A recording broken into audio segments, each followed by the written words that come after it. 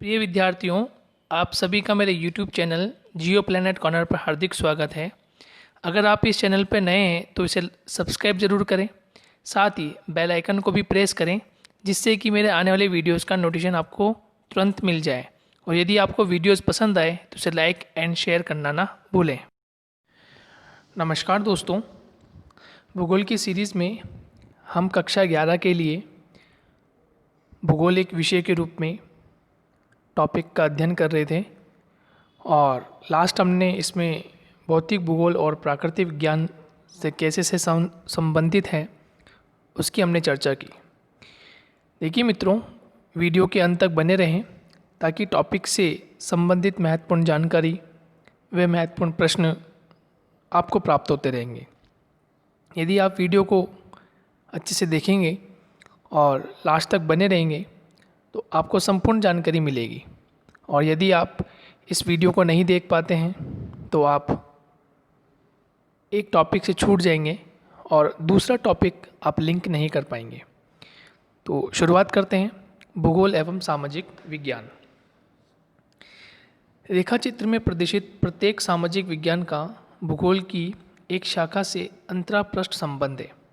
यानी कि दोस्तों, यहाँ जो एक चित्र आपको दिया हुआ है, आप देखेंगे आपकी पाठ्य पुस्तक में इस प्रकार से एक आपको चित्र दिया हुआ है और इस चित्र में बताया गया है कि बीच में बिल्कुल मध्य में भूगोल पृथ्वी के रूप में पृथ्वी और भूगोल लिखा हुआ है और भूगोल का अन्य विज्ञानों से किस प्रकार से सहसंबंध है, वह किस प्रकार से सतह से सतह के माध्यम से वो अटैचमेंट है ज्योग्राफी का अन्य, चाहे मृदा भूगोल हो, पादप भूगोल हो, प्राणी भूगोल हो या अन्य कोई भूगोल।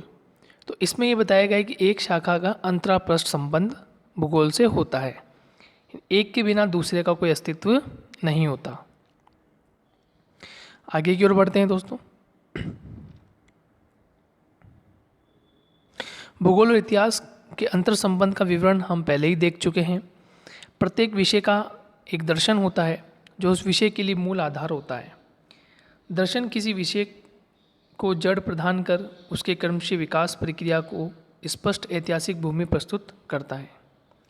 इस प्रकार दोस्तों हम देखते हैं कि भौगोलिक चिंतन का जो इतिहास होता है, भौगोलिक चिंतन का जो इतिहास है वो भूगोल की मात्र शाखा के रूप में नहीं बल्कि सर्वत्र पाठ्यक्रम में सम्मिलित किया गया है। यानी भूगोल का किस प्रकार से विकास हुआ, भूगोल में कौन कौन से चिंतनशील विचारक आए, भूगोल का विकास जैसे हम जानते हैं कि यूनान, फिर रोम और फिर उसके बाद धीरे धीरे मध्यकाल में आते हुए हम अरब साम्राज्य की बात करते हैं।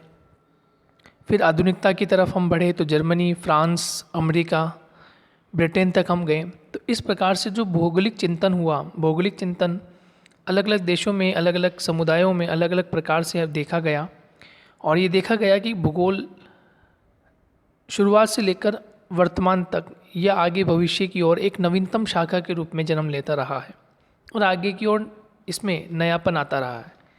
तो कहीं पर भी ये भूगोल की कोई शाखा, भूगोल स्वयं कभी रुका नहीं, हमेशा गतिशील रहा है और अन्य जो विषय है, सामाजिक विज्ञान के अन्य विषय, उनका उससे संपर्क रहा है। सामाजिक विज्ञान के सभी विषय जैसे समाजशास्त्र, राजनीतिक विज्ञान, अर्थशास्त्र, जनांकीकी, सामाजिक यथार्थता का अध्ययन करते हैं। तो समाज में होने वाली विभिन्न प्रकार की जो जानकारी हमें प्राप्त करनी हो, ज्ञान हमें प्राप्त करना हो, ज्योग्राफी से उसका किस तरह से इंटरलिंक होता हो, उसमें हम समाजशास्त्र में समाज की छोटी से छोटी इकाई से लेकर बड़े से बड़े समाज की हम बात करते हैं। राजनीति विज्ञान में हम किस प्रकार से हमें राजनीति, हमारी अर्थव्यवस्था, किस प्रकार से हमें राजनीतिक तंत्र हमारा चलता है, उसकी हम चर्चा करते हैं। तो ये सभी के सभी भूगोल से कहीं ना कहीं संबंधित होते हैं और भूगोल में भी सबसे ज़्यादा भौतिक भूगोल से इनका संबंध स्थापित होता है।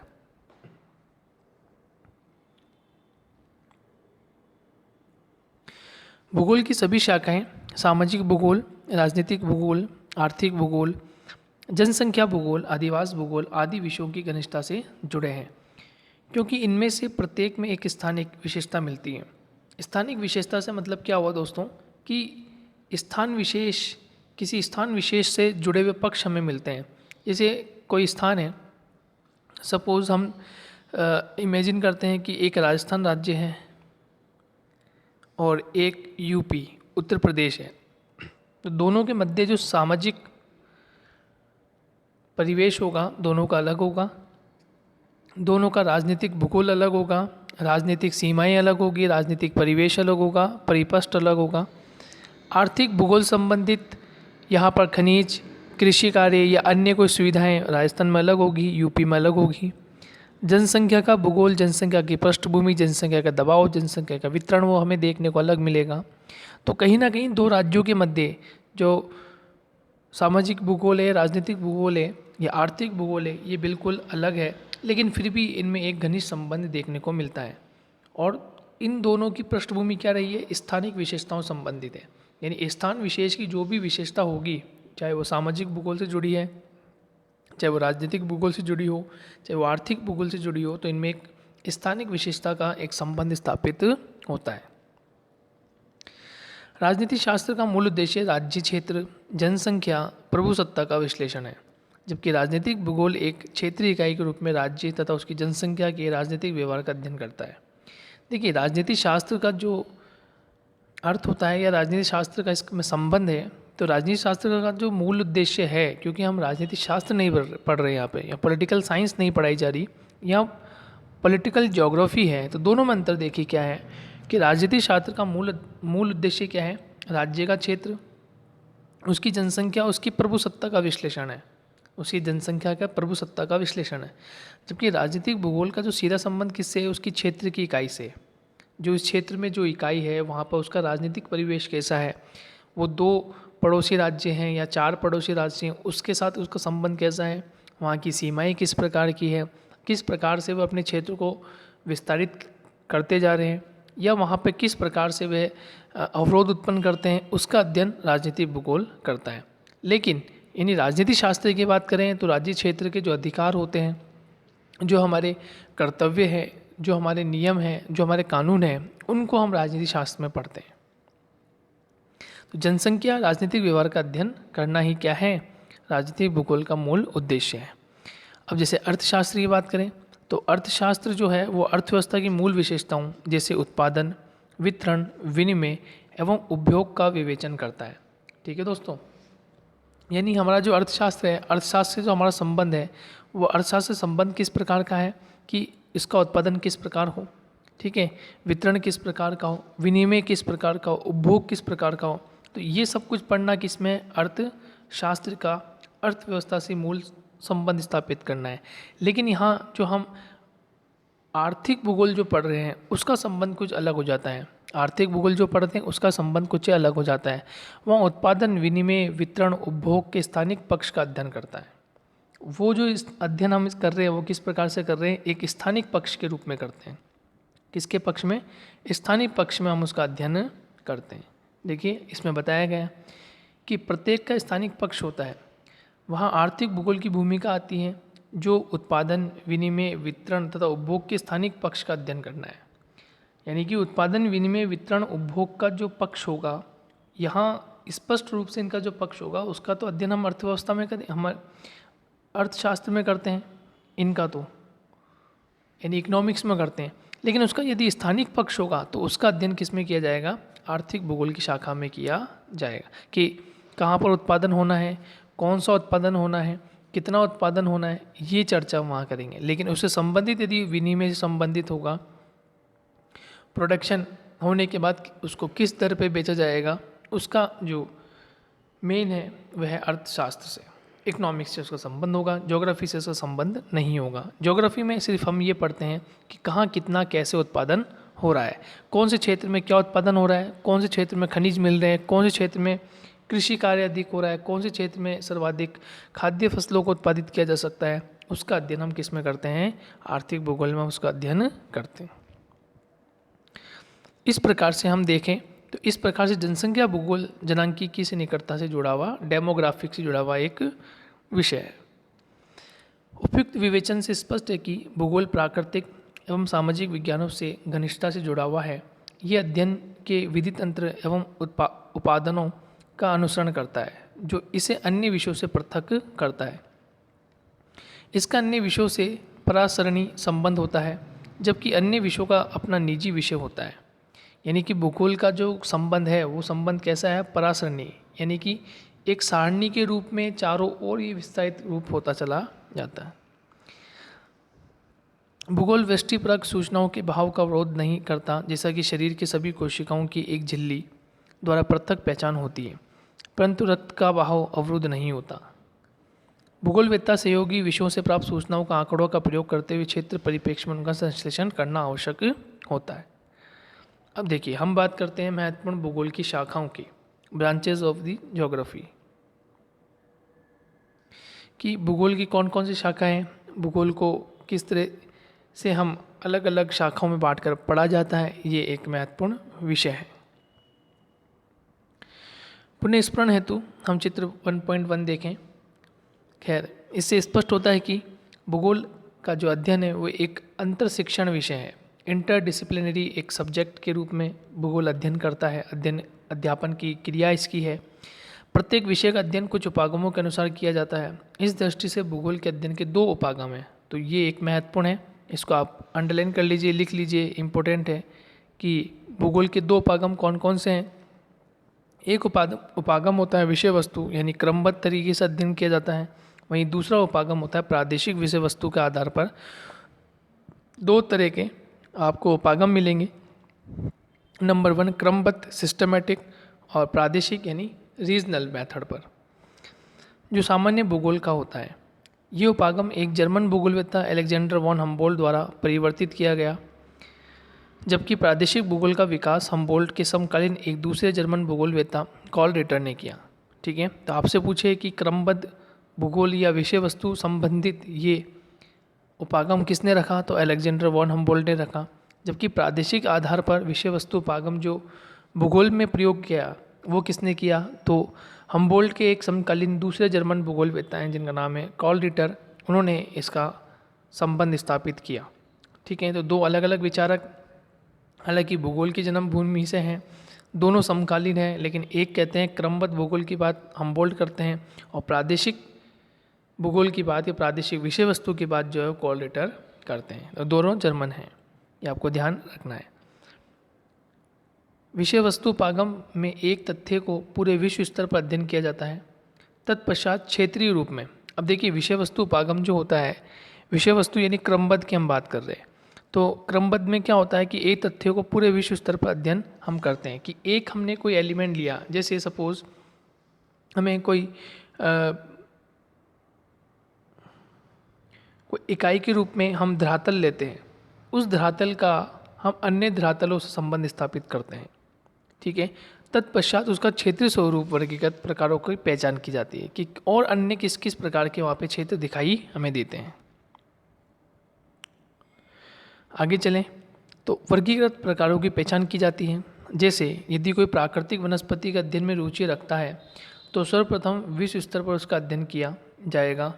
फिर प्रकारात्मक वर्गीकरण, जैसे विषुवतरेखीय सदाबहार वन, नरम लकड़ी वाले वन, कोणधारी वन अथवा मानसूनी वन। तो हमने पहले क्या किया, पहले हमारा जो अध्ययन का उपागम रहा या अध्ययन का जो क्षेत्र रहा, वो क्षेत्र कैसा रहा, देखिए सर्वप्रथम विश्व स्तर पर उसका अध्ययन किया।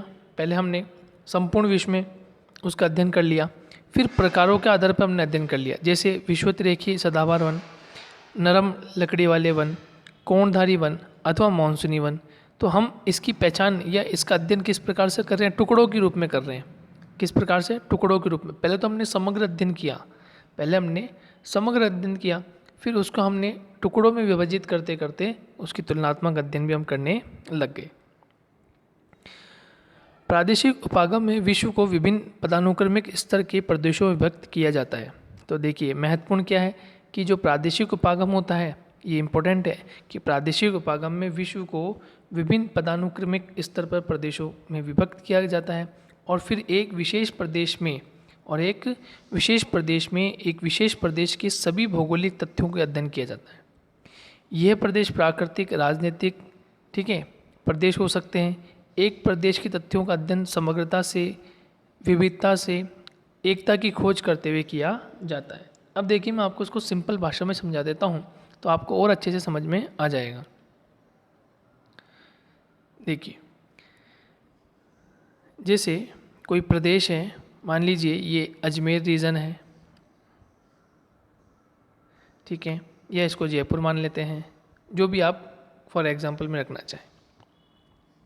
अब यहाँ पर हम नंबर 1 इसको 4 पार्ट में डिवाइड कर लेते हैं और यहाँ एक नंबर 1 हमने दे दिया, मान लीजिए ये फिजिकल कंडीशन हो गई, यानी यहाँ का भौतिक स्वरूप हो गया। नंबर 2 हम देते हैं यहाँ की human activity, human activity. Number 3 हम देते हैं यहाँ के मिनरल्स, यानी कौन कौन से खनिज मिलते हैं वो। और नंबर 4 हमने यहाँ दे दिया यहाँ का पॉलिटिकल पार्टी वगैरह, वो हमने यहाँ दे दी। तो हम क्या करेंगे, सबसे पहले जो अध्ययन की हमारी प्रणाली होगी, वो अध्ययन की प्रणाली कैसी होगी, सबसे पहले हम यहाँ का प्राकृतिक परिवेश देखेंगे कि प्राकृतिक परिवेश यहाँ का कैसा है, यहाँ कहाँ पर्वत है, कहाँ पठार है, कहाँ मैदान है, हम उसकी चर्चा करेंगे। फिर ये उसके बाद किस पर आ जाएगा, ह्यूमन एक्टिविटी पर आ जाएगा। तो यहाँ से हम कहाँ गए, ह्यूमन एक्टिविटी की ओर गए कि ह्यूमन एक्टिविटी के किस तरह की होती है, ह्यूमन एक्टिविटी के कौन कौन साधन यहाँ पर है, यानी कि मानवीय क्रियाएँ करने के कौन कौन साधन हैं। फिर हम किस पे बात करेंगे, सीधा मिनरल्स पर आ जाएंगे कि यहाँ पर कौन कौन से खनिज संसाधन है, या अन्य कोई फैक्टर है, जैसे एग्रीकल्चर हो सकता है, ठीक है, कोई इंडस्ट्री हो सकती है, हम उसकी चर्चा कर लेंगे। फिर यहाँ से हम पॉलिटिकल जो बॉडीज़ होती है हम उसकी चर्चा कर लेंगे कि कौन सी राजनीतिक पार्टी है, किस प्रकार की राजनीतिक पार्टी है, क्या वह उद्योगों के लिए या ह्यूमन एक्टिविटी के लिए कोई कार्य करती है या नहीं करती। तो हम क्या कर रहे हैं, इसका एक पैटर्न पर अध्ययन कर रहे हैं 1 बाय 1, ठीक है, और फिर वापस इस तरह से हम सर्कुलेट हो जाते हैं।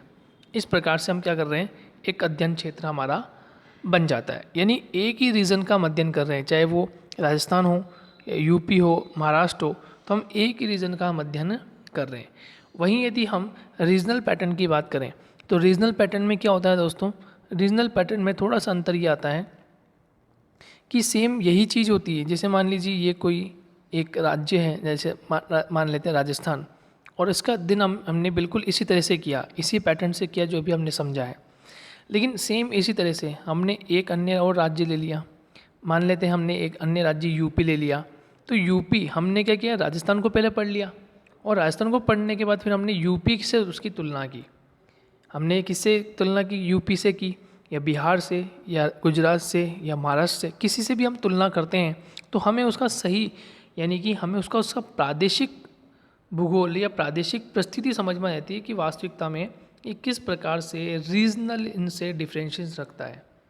यानी कि प्रादेशिक तुलना के आधार पर हम ये देख रहे हैं कि एक प्रदेश दूसरे प्रदेश से किस प्रकार ये एक समग्र इकाई के रूप में है, ये अलग अलग है, ठीक है। जबकि क्रमबद्ध में हमने क्या किया, एक ही राज्य या एक ही जिले की उनमें जो भी स्थिति है उनका हम क्रम से अध्ययन कर रहे हैं, वो तो क्रमबद्ध हो गया। इसमें भी हम क्रमबद्ध अध्ययन करेंगे, लेकिन यहाँ पर एक राज्य की तुलना दूसरे राज्य से, एक जिले की तुलना दूसरे जिले से, ठीक है, एक कस्बे की तुलना दूसरे कस्बे से। तो ये तुलना करना ही क्या है, रीजनल ज्योग्राफी या रीजनल अप्रोचमेंट, ठीक है, समझ में आ गया होगा आपको।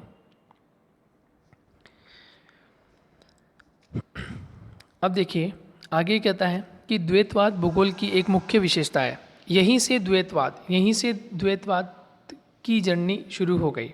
जैसे द्वैतवाद भूगोल की एक मुख्य विशेषता है, इसका प्रारंभ से ही विषय में परिवर्तन हो चुका था। द्वैतवाद अध्ययन में महत्व दिए जाने वाले पक्ष पर निर्भर करता है। पहले विद्वान भौतिक भूगोल पर बल लेते थे, परंतु बाद में स्वीकार किया कि मानव धरातल का समाकलित भाग है, वे प्रकृति का अनिवार्य अंग है। उसने सांस्कृतिक विकास के माध्यम से भी योगदान दिया है। इस प्रकार मानवीय क्रियाओं पर बल देने के साथ साथ मानव भूगोल का विकास भी होता चला गया। तो यहीं से धीरे धीरे क्या हुआ कि अनेक शाखाएं बनने शुरू हो गई, ठीक है, 2 वाद उत्पन्न हो गए। जैसे कह सकते हैं कि भौतिक भूगोल तो पहले था ही, यानी कि फिजिकल एनवायरनमेंट तो है ही, साथ ही साथ हमें ह्यूमन एक्टिविटी जो हो रही है हमें उसका भी योगदान देखना है। तो 2 तरह के सब्जेक्ट आ गए और फिर उनमें धीरे धीरे वाद उत्पन्न हो गया। तो वो कहलाया ड्यूलिज्म, जिसको हम कहते हैं वाद, हाँ, जिसको हम कहते हैं द्वैतवाद। अब देखिए आगे हम बढ़ते हैं। भूगोल की शाखाओं के रूप में विषय वस्तु या क्रमबद्ध उपागम के आधार पर हम देखें तो हमें देखने को क्या मिलता है कि भौतिक भूगोल क्या देखने को मिलता है। नंबर 1 भौतिक भूगोल। अब भौतिक भूगोल जो है इसमें कौन कौन से विषय संबंधित आगे और ये आगे बढ़ता चला गया। तो देखिए नंबर 1 भू आकृति विज्ञान। सबसे पहले कौन सा आया, भू आकृति विज्ञान। ये भू आकृतियों, उनके क्रम, विकास एवं संबंधित प्रक्रियाओं का अध्ययन करता है। फिर आया जलवायु विज्ञान। इसके अंतर्गत वायुमंडल की संरचना, मौसम तथा जलवायु के तत्व, जलवायु के प्रकार, जलवायु प्रदेश का अध्ययन किया जाता है। इसके बाद आया जल विज्ञान। ये जो इम्पोर्टेंट है, देखिए भू आकृति विज्ञान आपको इस तरह से लिख लेना है इसको कि भू आकृति विज्ञान में भू आकृतियों, उनकी क्रम, विकास व संबंधित प्रक्रियाओं का अध्ययन किया जाता है। उसके पश्चात है जलवायु विज्ञान। तो जलवायु विज्ञान में क्या अध्ययन किया जाता है कि वायुमंडल की संरचना किस प्रकार की है, मौसम और जलवायु तत्वों का अध्ययन किया जाता है, जलवायु के प्रदेशों का अध्ययन किया जाता है। उसके पश्चात जल विज्ञान आया। तो जल विज्ञान में क्या पढ़ा जाता है, तो जल विज्ञान में हम देखते हैं कि जल का परिमंडल, समुद्र, नदी, झील तथा अन्य जलाशय सम्मिलित हैं। मानव सहित विभिन्न प्रकार के जीवों, उनके कार्यों का प्रभाव का अध्ययन किया जाता है। इस प्रकार से हम देखते हैं विभिन्न प्रकार की जो शाखाएं हैं वो आगे बढ़ती जाती हैं और इनका निष्पादन होता जाता है। इसके बाद हम देखें तो ये चार्ट डायग्राम है। इसमें भी इस तरह से भूगोल की शाखाओं को क्रमबद्ध रूप से आधार रूप में दिखाया गया है और इनके अंतरापृष्ठ जो जीव भूगोल है उसको बारे में समझाया गया है। मृदा भूगोल। अब मृदा भूगोल में हम किस चीज़ का अध्ययन कर रहे हैं, तो मृदा भूगोल में मिट्टी के निर्माण की प्रक्रिया, उसका प्रकार, उनकी उत्पादकता का अध्ययन कर रहे हैं। तो इस प्रकार से जो भौतिक भूगोल है वो 4 अलग अलग भागों में मुख्य रूप से विभाजित रहा, जहाँ एक भू आकृति विज्ञान है, जलवायु विज्ञान है, जल विज्ञान है, ठीक है, मृदा भूगोल है और अन्य कारक जैसे जैव भूगोल को सम्मिलित कर लें, ठीक है, तो हम उसको भी शामिल कर सकते हैं, पादप भूगोल को शामिल कर सकते हैं, प्राणी भूगोल को शामिल कर सकते हैं, पारिस्थितिक भूगोल को शामिल कर सकते हैं। तो ये धीरे धीरे इनकी शाखाओं का धीरे धीरे समय के साथ साथ निर्माण होता चला गया और ये एक इंटरलिंक ज्योग्राफी बन गया। अब देखिए दोस्तों, मानव भूगोल की चर्चा करें तो मानव भूगोल की कौन कौन शाखाएं हैं, हम उनकी बात करें तो मानव भूगोल में सामाजिक और सांस्कृतिक के आधार पर हम देखें तो हमें क्या देखने को मिलता है कि समाज और इसकी स्थानिक प्रादेशिक गत्यात्मकता, कि हमारा समाज किस प्रकार से है, समाज में कौन कौन से कार्य होते हैं, समाज में किस प्रकार की एक गति है, क्या वो समाज आगे की ओर बढ़ता है या वह पतन की ओर जा रहा है, ठीक है। तो ये किस में है, मानव भूगोल में, क्योंकि समाज किससे बना है, एक छोटे परिवार से बना है और परिवार में कौन है, सदस्य, सदस्य क्या है, मानव, ठीक है, यही तो परिवार है। चाहे वो परिवार हमारा हो, चाहे वो जीव जंतु का परिवार हो, तो परिवार में कौन है, मनुष्य है, जीव जंतु हैं, ठीक है, और वो परिवार से धीरे धीरे समाज बनता है। तो समाज में क्या गतिशीलता है या नहीं, और है तो किस प्रकार की गतिशीलता है, ठीक है, उनमें किस प्रकार का सांस्कृतिक तत्वों का योगदान रहता है, ये सब हम सामाजिक व सांस्कृतिक भूगोल में पढ़ा जाता है। उसके बाद आगे है जनसंख्या एवं अधिवास भूगोल। जनसंख्या एवं अधिवास भूगोल, ये ग्रामीण तथा नगरीय क्षेत्रों में जनसंख्या की वृद्धि किस प्रकार की है, उनका वितरण किस प्रकार का है, घनत्व किस प्रकार का है, लिंगानुपात किस प्रकार का है, प्रवासी जो क्षेत्र है यानी लोग प्रवास यदि करते हैं तो वो किस प्रकार से करते हैं, हम उसका अध्ययन यहाँ पर करते हैं। तो इस प्रकार से हम देखते हैं कि अलग अलग पैमाने पर अलग अलग चीज़ों को रखा जाता है। नेक्स्ट हम देखें तो व्यावसायिक संरचना आदि का अध्ययन करता है, जबकि अधिवास भूगोल में ग्रामीण तथा नगरीय अधिवासों का वितरण प्रारूप देखने को मिलता है। उसके बाद और आगे चलें तो आर्थिक भूगोल का स्थान आता है और आर्थिक भूगोल में हम क्या देखते हैं कि आर्थिक भूगोल में हम किसको शामिल कर रहे हैं कि मानव की आर्थिक क्रियाएं जैसे कृषि, उद्योग, पर्यटन, व्यापार एवं परिवहन, अवस्थापना आदि तत्वों को शामिल करते हैं। ऐतिहासिक भूगोल की बात करें तो ऐतिहासिक भूगोल में उन ऐतिहासिक प्रक्रियाओं का अध्ययन करता है जो क्षेत्र को संगठित करती है, क्योंकि क्षेत्र को संगठित करना एक महत्वपूर्ण बात है। यदि क्षेत्र को संगठित नहीं किया जाएगा तो उसका इतिहास किस प्रकार से हम जान सकते हैं। तो प्रत्येक प्रदेश वर्तमान स्थिति में आने से पूर्व उसके ऐतिहासिक अनुभवों से गुजरता है। तो कोई भी प्रदेश जो होता है वो वर्तमान स्थिति में आता है। यदि आज हम भारत की बात करें तो भारत स्वतंत्र रूप इकाई के रूप में आज हम जीवन यापन करते हैं। हम सबके अपने अपने अधिकार हैं, हमें अधिकार मिले हुए, उन अधिकारों को हम प्रयोग करते हैं। लेकिन क्या ये पूर्व में हुआ करता था, क्या ये आज से 60-70 साल पहले ऐसा था, तो नहीं, क्योंकि हम उस समय गुलामी की जंजीरों में थे, हम गुलाम थे और हमें अपनी इच्छा के अनुसार कार्य नहीं करने दिया जाता था, तो वो एक प्रकार से क्या, वो इतिहास था। और फिर हम आज़ाद हुए, उस समय हम गुलाम थे, हम उपनिवेश के रूप में कार्य कर रहे थे। उस समय वह सभी सुविधाएं नहीं थी, वह सभी हमें स्वतंत्र प्रणाली के रूप में नहीं देखा जाता था। लेकिन वर्तमान में आज हम देखते हैं कि हम स्वतंत्र हैं, जो भी हमें कार्य करने हैं, जो भी है कानून के माध्यम से जो हमें शक्तियाँ प्रदान हैं, जो कर्तव्य में प्रदान है, जो अधिकार हमें मिले हुए हैं, उसके अनुरूप हम कार्य कर सकते हैं। तो अपना देश का अलग अलग इतिहास होता है, हर देश का अपना एक इतिहास होता है। भौगोलिक तथ्यों में भी सामयिक परिवर्तन होते रहते हैं और इसी की व्याख्या ऐतिहासिक भूगोल का ध्येय है। मतलब इतिहास में विभिन्न प्रकार के जो भी तत्व हैं, जहाँ पर्वत है, पठार है, मैदान है, हो सकता है वर्तमान में ये आज जो आपको पर्वत, पठार, मैदान दिख रहे होंगे, ये समय के अनुसार इनमें परिवर्तन हुआ होगा। पहले कुछ और हुआ होगा, हो सकता है पहले यहाँ पर कोई सागरीय भाग होगा, कोई समुद्र होगा, कोई महासागर होगा, हो सकता है। जहाँ आज वर्तमान में आपको पर्वत, पठार, मैदान दिख रहे हैं, हो सकता है आज से 20 साल बाद, 50 साल बाद, 100 वर्षों बाद यहाँ कुछ और परिवर्तन हो जाए। तो ये जो विभिन्न प्रकार की स्थलाकृतियाँ हैं, विभिन्न प्रकार के जो क्षेत्र हैं, वो गतिशील हैं, उनमें परिवर्तन है। आज है, दूसरा कल चेंज हो जाएगा। तो ये सब ऐतिहासिक भूगोल के साथ में समाहित किया जाता है। तो राजनीतिक भूगोल की बात करें तो ये क्षेत्र को राजनीतिक घटनाओं की दृष्टि से देखता है एवं सीमाओं, निकटस्थ पड़ोसी इकाइयों के मध्य भूविन्यासिक संबंध, यानी कि ये बताना चाह रहा है कि इसमें कि हम किस प्रकार देश की सीमाओं के साथ में जुड़े हुए हैं, पड़ोसी के साथ हमारा संबंध किस प्रकार का है, ठीक है, भूवैन्यासिक संबंध किस प्रकार से हैं, हम किस प्रकार से एक दूसरे देशों की सहायता करते हैं, निर्वाचन क्षेत्र हमारा किस प्रकार से है, चुनाव परिदृश्य का विश्लेषण करता है। साथ ही जनसंख्या के राजनीतिक व्यवहार को समझने के लिए सैद्धांतिक रूपरेखा भी तैयार होती है।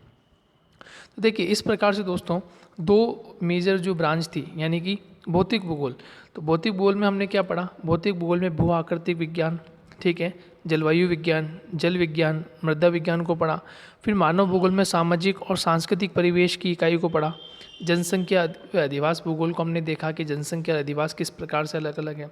आर्थिक भूगोल की चर्चा की कि आर्थिक भूगोल मानव भूगोल का एक अहम हिस्सा है। ऐतिहासिक भूगोल महत्वपूर्ण रहा, राजनीतिक भूगोल महत्वपूर्ण रहा। अब हम तीसरी इकाई की ओर बढ़ते हैं जो कि है जीव भूगोल, ठीक है, यानी बायो ज्योग्राफी। अब बायो ज्योग्राफी में हम किसका अध्ययन करते हैं और इसका अंतरपृष्ठ क्या है वो उसकी हम चर्चा कर लेते हैं। भौतिक भूगोल व मानव भूगोल के अंतरपृष्ठ इंटरफेस के फलस्वरूप जीव भूगोल का, ठीक है, किसका, जीव भूगोल का अभ्युदय हुआ है, यानी कि वो क्या हुआ है, जन्म हुआ है।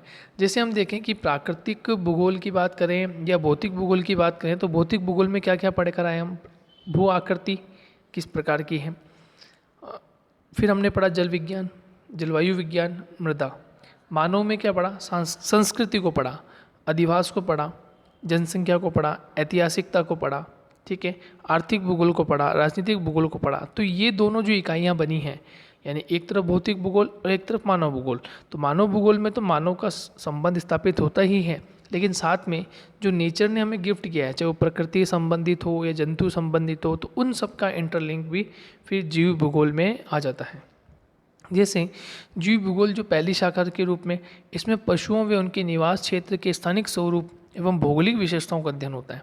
तो मानव क्या करता है, यानी मानव भूगोल में मानव हम किसका भी अध्ययन कर रहे हैं, हम पशुओं के निवास स्थान, उसका स्थानिक स्वरूप किस प्रकार का है, उसकी विशेषताएं किस प्रकार की, हम उसका भी अध्ययन करते हैं। तो ज्योग्राफी में जीव भूगोल के साथ साथ हम इसका अध्ययन भी कर रहे हैं। अब देखिए वनस्पति के बारे में, तो ये प्राकृतिक वनस्पति का उसके निवास क्षेत्र में किस प्रकार का स्थानिक प्रारूप है, उसका अध्ययन हम वनस्पति भूगोल में करते हैं। पारिस्थितिक विज्ञान में, यानी इसमें प्रजातियों विशेष स्पीसीज की हम बात करें तो उनका क्षेत्र वैज्ञानिक अध्ययन किस प्रकार से किया जाता है, हम उसका अध्ययन जीव भूगोल में करते हैं। और इसका संबंध फिर पर्यावरण भूगोल से लिंक हो जाता है।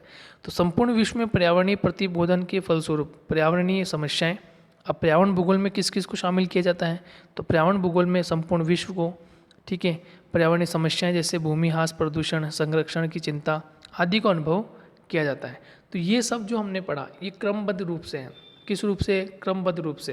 तो जो भी पॉइंट हमने डिस्कस किए हैं दोस्तों अभी तक, जैसे पर्यावरण भूगोल को डिस्कस किया, तो इसमें महत्वपूर्ण बातें हैं पारिस्थितिकी विज्ञान में हम किसका अध्ययन करते हैं कि प्रजातियों और निवासियों के विशेष अध्ययन।